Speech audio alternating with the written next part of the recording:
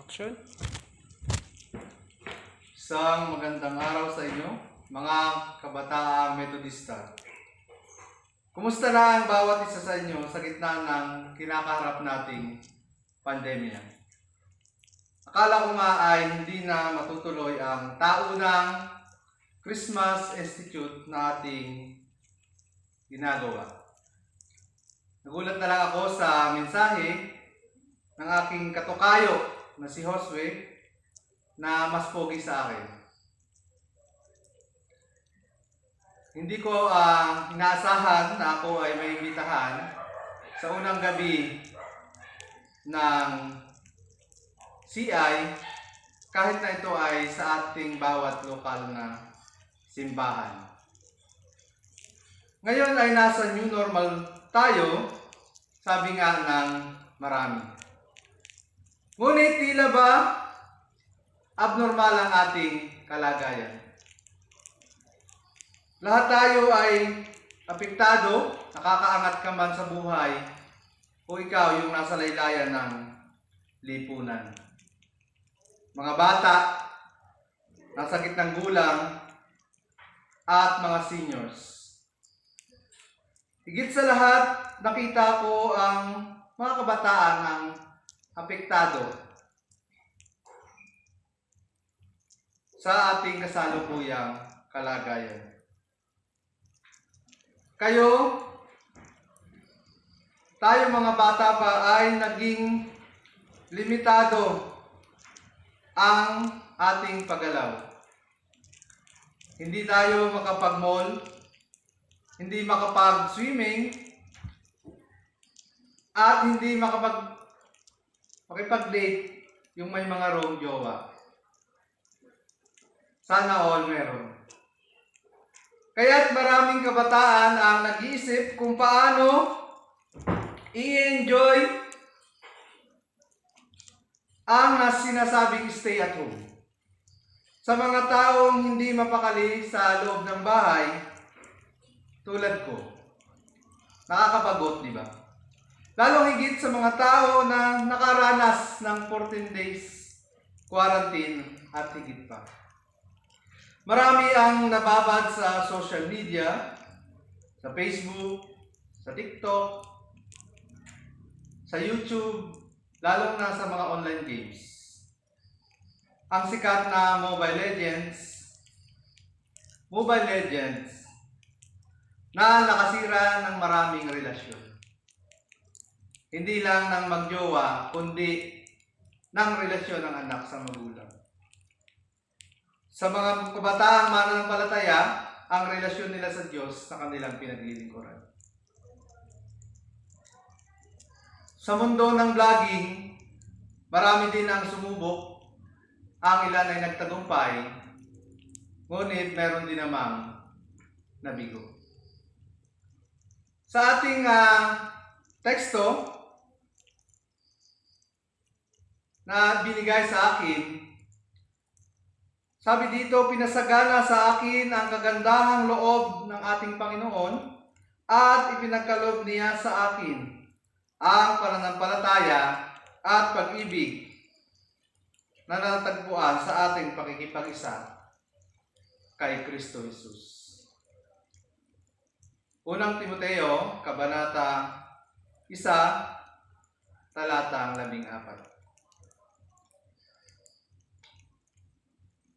Alam ko na nararanasan ninyo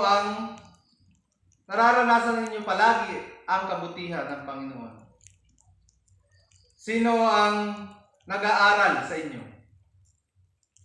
Mapalad kayo na may magulang na nagtataguyod sa inyo upang kayo ay makatungtong ng paaralan. Pampubliko man o ito ay pribado. Ang mahalaga ay nag-aaral kayo upang paghandaan ninyo ang inyong kinabukasan. Isang opportunity na dapat palagi nating ginagrab.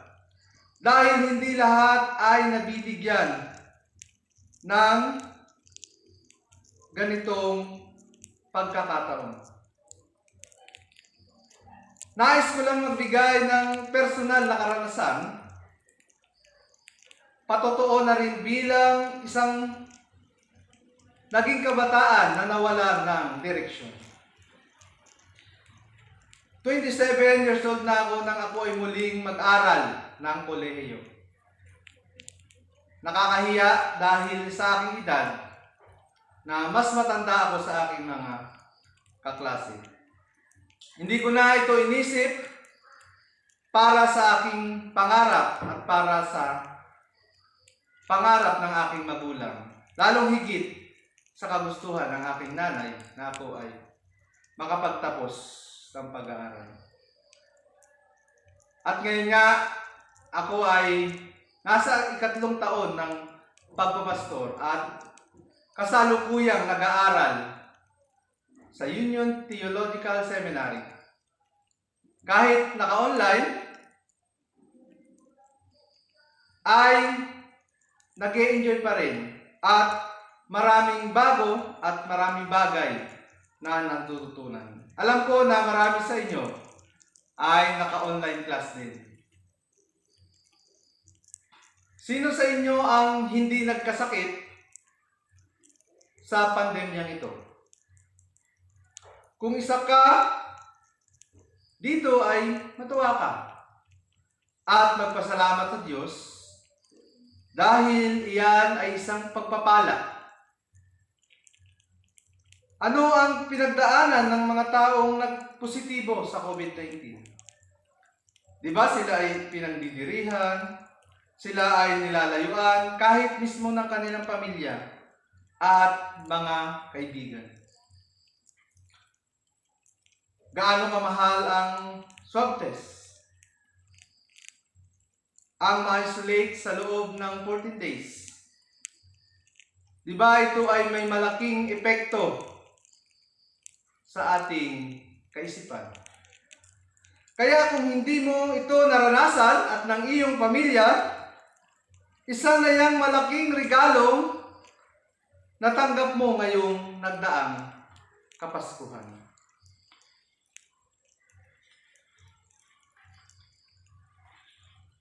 Sino dito ang nagdaos ng Kapaskuhan na buo ang kanyang pamilya? Maraming handa at talagang naging masaya ang pagdiriwang ng Pasko. Ang iba ay nakatanggap ng minimithing sapatos o ng cellphone na matagal nang gustong bilhin. Ang iba naman ay nagkajowa na matagal na nilang pinapanalangin. Wow! Congratulations! Magpuri ka sa Diyos dahil hindi lahat ay nakaranas ng iyong naranasan. Nakaraang Nobyembre ay pumanaw ang aking ina. Kaya't may lungkot na nadama ang inyong lingkod ngayong Kapaskuhan dahil nawala ang ilaw ng aming tahanan, ang isang pundasyon ng aking pananampalataya na nagbunsod sa akin kung bakit ako ngayon ay narito sa inyong harapan at nagbibigay ng aking mensahe at mga personal na karanasan. Bakit ko ito sinasabi sa inyo, mga kabataang Metodista? Nais ko lang kayong turuan na mag-appreciate kahit ng maliliit na bagay kung inyong tingnan, ngunit napakahalaga sa buhay ng bawat isa sa atin. Alam nyo na susi sa tunay na kasiyahan ay yung marunong kayong magpasalamat sa lahat ng bagay na inyong natatanggap. Sa ating susing talata, tulad ni Pablo, naranasan niya ang kagandahang loob ng Diyos. Pati ang pananampalataya ay mula sa ating Panginoon. Ang pag-ibig na nasa atin dahil tayo ay magkakapatid kay Kristo. Kagaya ng aking mga nabanggit na namalas natin ang kagandahang loob ng Diyos, pati ay dulot nito ay mas tumitibay tayo sa ating pananampalataya dahil sa mga katuparan ng kanyang pangako sa bawat isa sa atin. Pakikisa kay Kristo, pagiging tulad at kawangis ng ating tagapagligtas ay mahirap gawin, lalo na ninyong mga kabataan.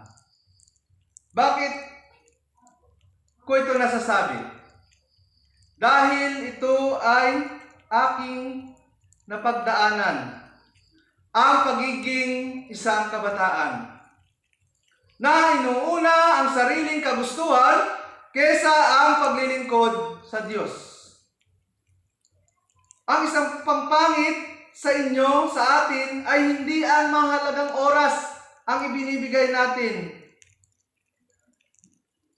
kundi ang mga tira-tirang oras at ang hindi mahalagang pagkakataon ang inilalaan natin para sa gawain ng ating Panginoon. Hinahati-hati natin ang ating oras na mas higit ang kapaboran para sa ating mga personal na kagustuhan. Hindi nga ba't marami sa inyo ang lulong sa social media, sa mga gaming na nagiging problema ng magulang? Dahil hindi mautusan sa bahay, hindi maasahan sa mga gawaing bahay, at nakakaapekto pati sa relasyon ng pamilya at sa pakikipagkapwa. Isang challenge sa akin ngayon na aking gagawin ay hindi na paggamit ng Facebook. Sa isang kadahilan ng wala namang nadudulot na maganda sa aking personal na buhay. Sa aking palagay ay nasasayang ang aking oras na mas dapat inilalaan ko sa mahalaga pang mga bagay. Lalong higit sa katulad ko na nag-aaral.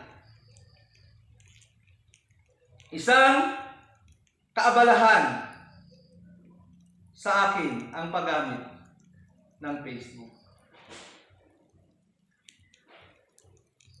Noong aking kapanahunan, bilang isang batang 90s, ay nabuhay kami ng walang social media. Ito ay personal kong kaisipan at desisyon. Nasa inyo na kung inyo itong sundan. Kung pareho ang ating kaisipan na ito ay kaabalahan lamang at masasabi nating parang walang kwentang bagay. Maraming Kristiyano ang ganito, hindi lang ang mga kabataan. Mas mahabang panahon ang paggamit ng cellphone kesa sa magbasa ng Biblia, kesa sa mag-aral ng salita ng Panginoon at manalangin.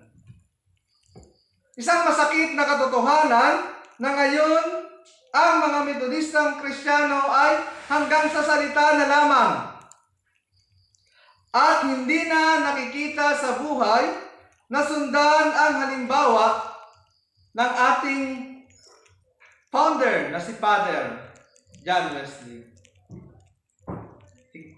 Paano ninyo magagawa mga kabataan na maging tulad ni Kristo kung palagi siyang huli sa listahan ng inyong mga prioridad? Mga kabataan, mararanasan nyo lang ang kagandahang loob at pagpapala ng Diyos kung uunahin ninyo siya sa inyong buhay. Ang mabuting pangako ng Diyos ay palaging may kaakibat na tungkulin at bagay na dapat gawin upang kamtan mo ang kanyang pangako. Hindi lang palaging gusto natin ng blessing. Kailangan meron tayong ginagawa, meron tayong gawin.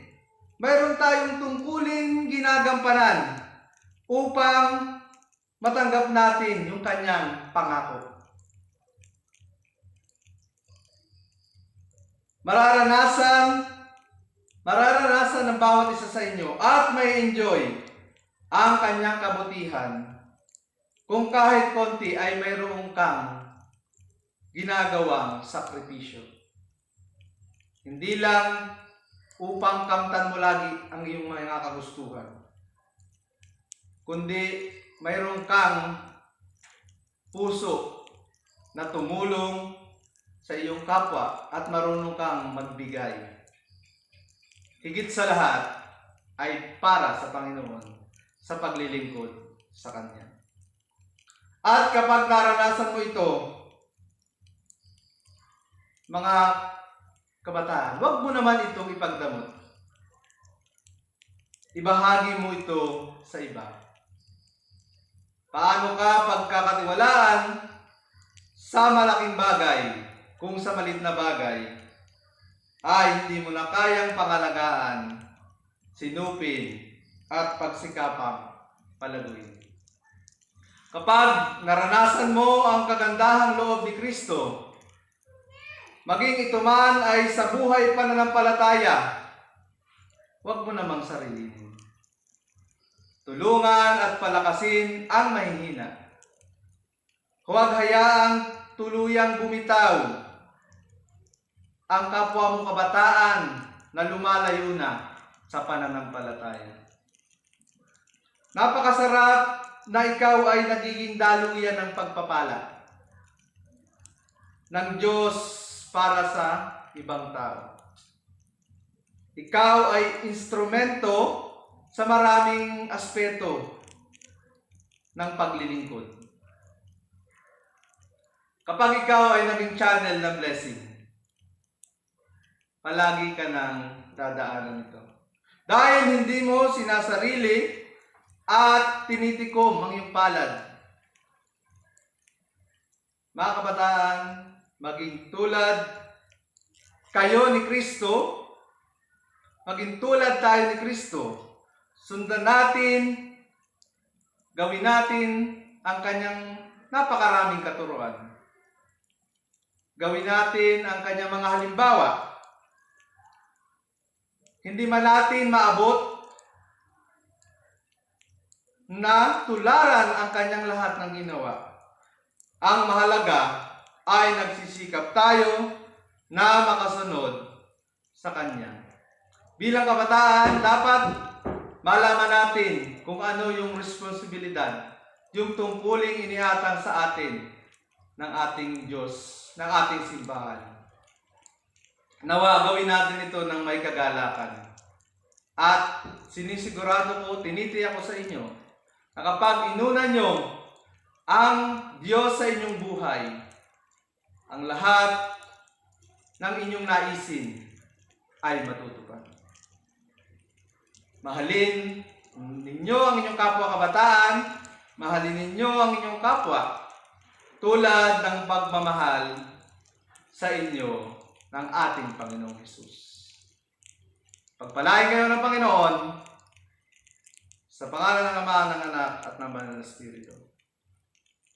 Amen.